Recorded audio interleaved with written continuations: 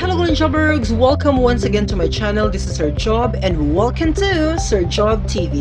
Para po sa lahat ng mga new explorers at saka newly discovered pa lang po ang aking channel, please don't forget to subscribe and click the notification bell for you to be updated with my future videos. So yesterday, we finally opened the topic of the MELC number 5. So we discussed yesterday about the biological context as far as socialization is concerned. So for today's video, we will have to continue the discussion of the context of socialization, but we will focus our attention on the psychological context. Welcome to my video number 51.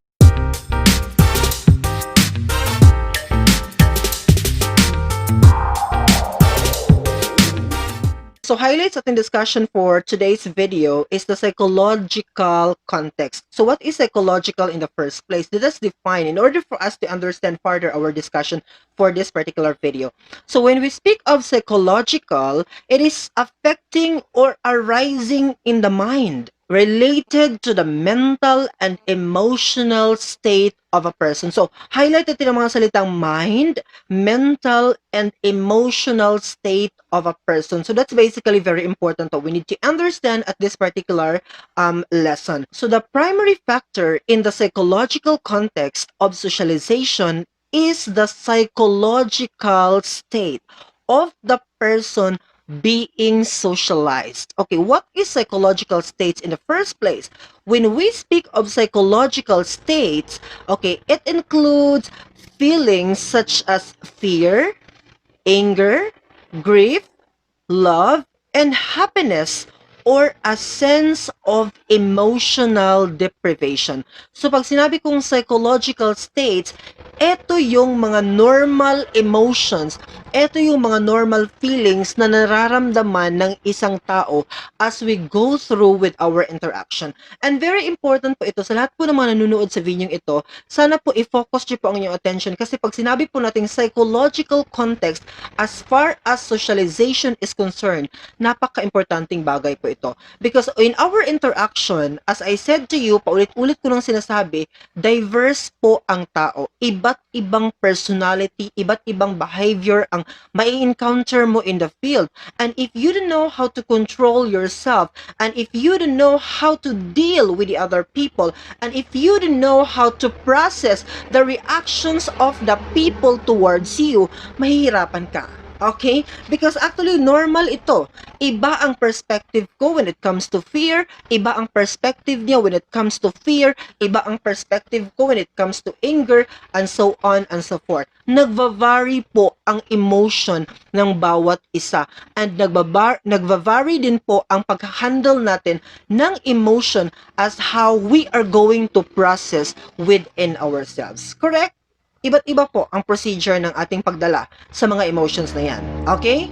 Strongly feeling one or more of these emotions might very well inhibit or promote socialization of a particular kind. Pag imbalance na po, pag hindi po natin siya na-process, pag hindi po siya natin nadala within ourselves, pag hindi po natin na-balance ang emotion na ito, magkakaroon po ng shaky ang ating interaction with the social actors. Okay, with the other social actors I'm talking. So, papaano ito nangyayari in the normal interaction? Okay, fear may make it difficult for young children to be socialized. Okay, kasi takot. Iba po, marami pong uri ng fear within ourselves na pwede nating ma-encounter. As a human person, may marami tayong kinakatakutan.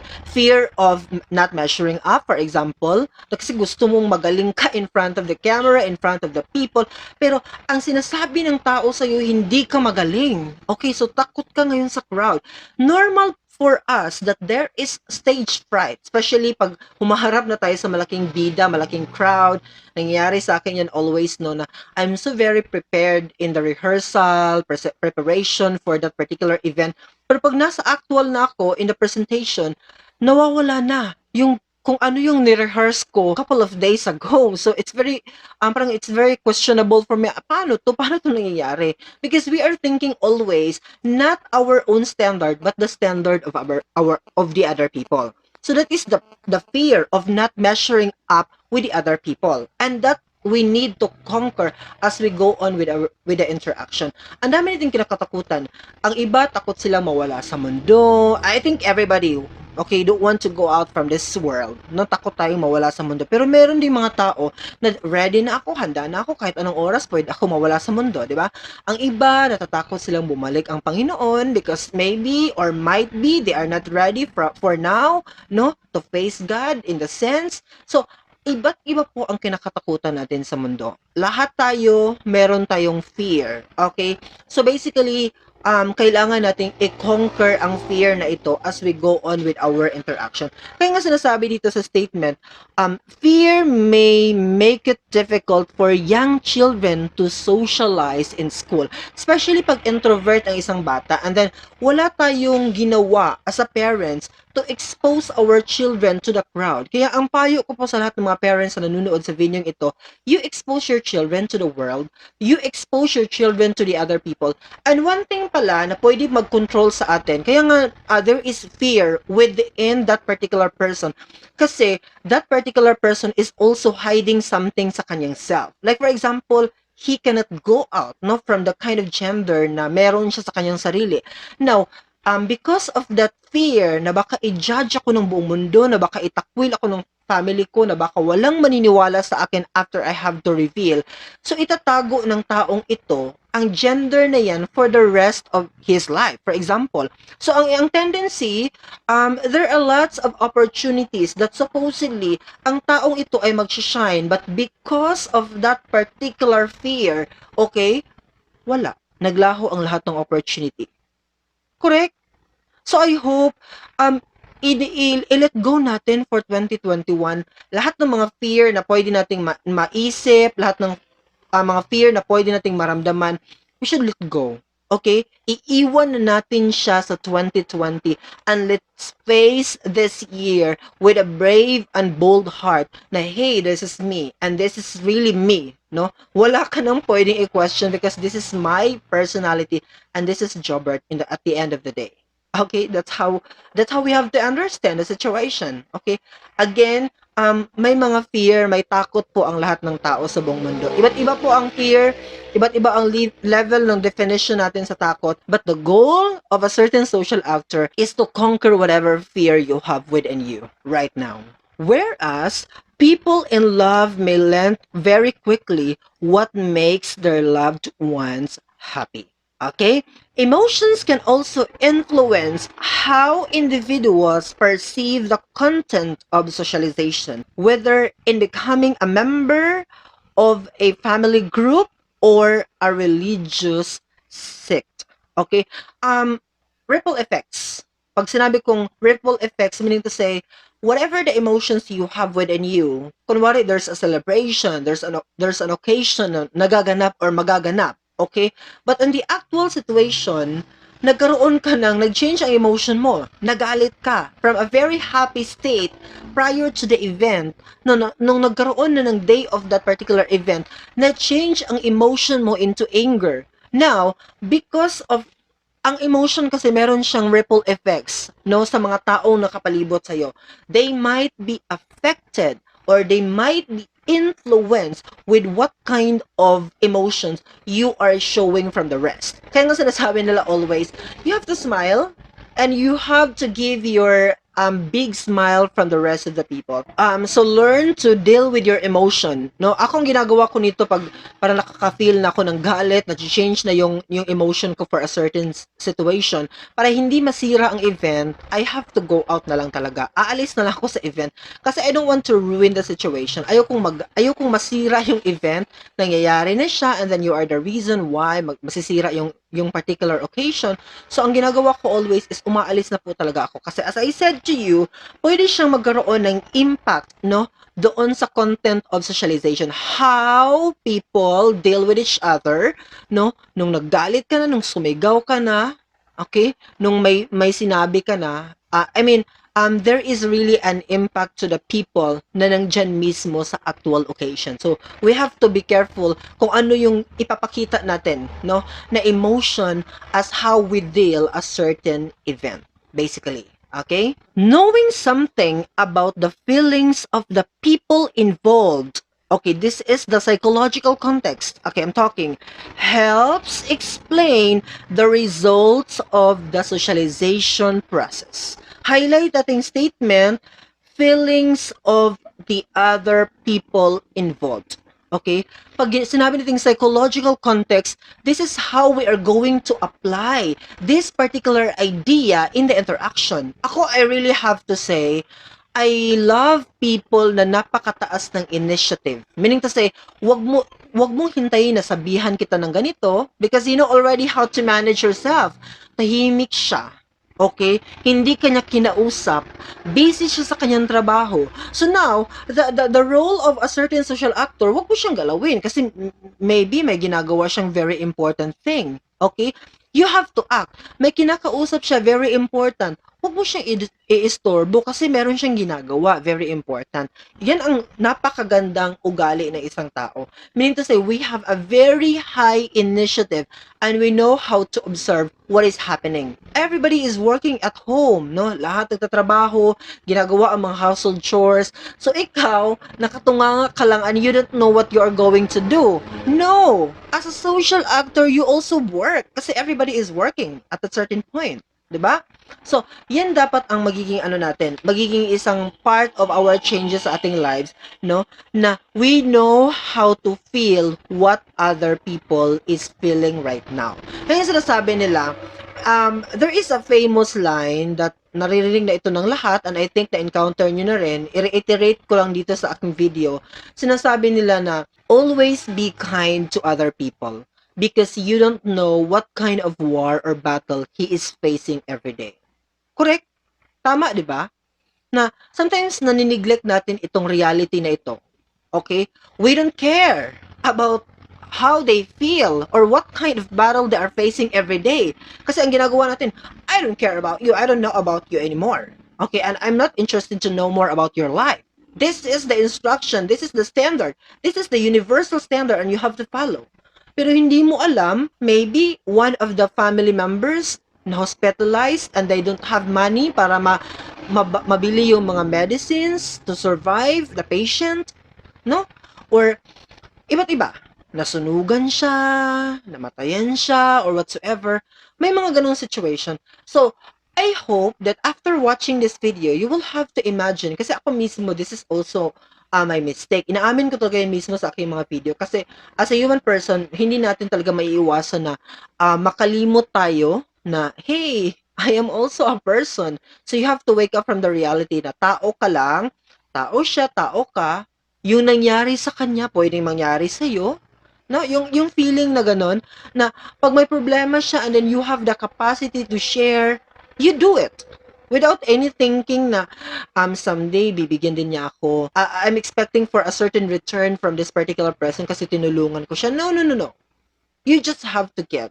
Kung meron ka talagang extra dyan sa sarili mo na may extra fund ka, may extra resources ka na pwedeng ma-share, do it without thinking of something in return from that particular person. Okay? So, highlight natin pag sinabi natin psychological concept, we have to feel, no? Or we have to wear the shoes of other people every day. Gusto kong ma-feel yan. Gusto kong sana ma-practice ng buong mundo, no? Napakaganda po ng mundo talaga if everybody is wearing the shoes of other people, no? Na ayokong mag-react ng ganito kasi alam ko, okay, na pwedeng mangyari sa akin ang buhay niya. Pwedeng maganap sa akin ang situation niya. Okay? You get a point? Yun ang ibig sabihin ng psychological context. Meaning to say, we have to use our brain properly as how we are going to decide and to function well in the interaction. That's very important. Okay? So now let's proceed with our discussion with the cognitive development theories. Okay. A number of psychologists emphasize the series of stages through which humans progress. Okay? Ang daming mga psychologists na nag-explain with the evolution, how the people perceive things, paano na-develop ang intellectual capacity of human being. Okay? Ang dami po. Although emotional concerns can be involved, these theorists focus on cognitive or intellectual development which occurs in a systematic, universal sequence through a series of stages. Okay? The most influential theorist of intellectual development was the Swiss psychologist Jean Piaget. Okay, I think everybody knows who is Jean Piaget in the very first place. Kasi pag sinabi natin cognitive theory, cognitive development theory, isa talaga mas maiisip natin is Jean Piaget. Okay? A sharp observer of children's development, Piaget stressed that children need to master the skills, okay, and operations of one stage of intellectual development before they are able to learn something at the next stage. Highlight po natin yung statement na stage of intellectual development. Because according to Jean Piaget, this is the most important to be developed. If we have to interpret this one, as far as psychological context is concerned, importante po talaga na ang utak ng isang tao, the mental conditioning of a certain person is properly developed. Okay? Na ituro sa atin ng tama. Nagkaroon ng development on how we are going to deal our brain. Because remember, your brain is the master controller of everything. Lahat ng movement ng katawan mo, lahat ng mga salitang nasasambit mo, every decision of your life, lahat po iyan ay nanggaling sa utak mo. Kaya according to Jean Piaget, it is very important na ma-magnify, na ma-develop ito ng properly before we have to develop other domain and other portions or stages of life's development. Very important po na ma-develop ito. Kasi pag sinabi kong intellectual development, it does not points out to the idea na ikaw yung nagtatap sa board exam, ikaw yung pinakamataas na grado sa class, or ikaw ay isang cum laude, summa cum laude, or whatever awards. Hindi po yan ibig sabihin ng intellectual development. Pag sinabi natin intellectual development, you know how to deal yourself properly. Alam mo kung sino ka in the first place. Okay? Kilalang-kilala mo po ang sarili mo. That's very important. Ay, yung mga educated parents I'm talking, nakikita natin yung difference. Kasi ginagawan talaga nilang paraan na masabi sa kanilang mga anak na you are the best person in the world and I'm so proud of you. No? Kahit yung anak niya hindi naman nag-top, hindi naman yung pinaka-the best sa klase. Pero every time na magkaroon ng recognition, simple or big recognition, talagang nagbibigay ng napakagandang mga words ang kanyang parents. And always talagang nagsusupport sa kanyang anak. That's basically very important na maipakita natin. Kasi nadidevelop sa bata or nadidevelop sa kanya yung confidence, the level of confidence. Okay? Na eto pala kaya ko, pag ganito pala ginawa ko, nagiging masaya yung parents ko. That's how you have to deal with your children. And for those who are parents na nanonood sa video na ito, I hope that you have to recognize all the achievements of your children, whether big or small, you have to celebrate that particular recognition. No, mahalaga po yan na maibigay natin sa ating mga anak. So, you have to develop the intellectual capacity of your child. Okay? I-point out mo talaga yan na dapat ay ma-develop. This is what Jean Piaget points out to everybody. So I hope you have to understand and I hope you have to apply this one in reality. Whether or not they all agree on the unfolding of specific stages, cognitive development theorists see children as increasingly trying to make sense of their social worlds as they grow up. Children try to see patterns in the way things happen. Totoo ito. 'Di ba? Ngayon na meron ng introduction of technology, there is modernization already. Mahirap na pong turuan ang generation. Bakit? Kasi nakikita na po nila sa social media, everything is available na po in social media. Ang hirap pong i-correct ang thinking ng isang tao. Kasi as what the statement says, ang ating generation today is focused on kung ano yung nakikita nila. Okay? Which is fina-follow at ina-apply din nila sa kanilang mga sarili. That's how basically dangerous the world now. So kung nakikita nila na ang pagpatay, ganitong mga crimes na pwede lang magawa in a blink of an eye, might be they have to do that also. And they will have to follow. Nakakatakot. And sana po makoreksyonan pa natin. And sana po we have to rectify pa our generation and the next generation to come. Kasi they are the future of our country. They are the future of the world. Or what will happen to the humanity if this will not be cured. So sana po magbigyan ng justification. Nagsisimula po talaga ang lahat sa pagiging isang magaling na parents. So sana po the role of the parents should be strengthened at this very generation kasi napakahirap na pong i-correct ang society of today. Okay, as I said, because of that particular modernization that is happening now in our, not just only in our country, but in the entire world, really. So again, highlight natin kung ano ibig sabihin natin discussion today. We are focusing with our attention on the psychological concept. So pag sinabi natin psychological concept, it is the mental conditioning. It is the mental state of a certain person. So as I said to you, we have to invest and we have to develop para as we go on with our interaction, we could be able to deal the world. So the only thing or the best thing that we need to do as a social actor is first, let us understand ourselves. Kilalanin niyo po ang inyong sarili holistically so that when you go out to the outside world, whatever comments, whatever opinions that you might be encountering as you go on with the interaction, you could be able to deal yourself perfectly. So that will be all for this morning. I hope you learned something from this video and I hope that you will share this video to your friends and to anybody else that you think na kailangan ng video na ito. Asahan niyo po that Sir Job TV will continue to discuss more meaningful discussion, especially in the field of social sciences. Thank you so much for watching. Bye-bye!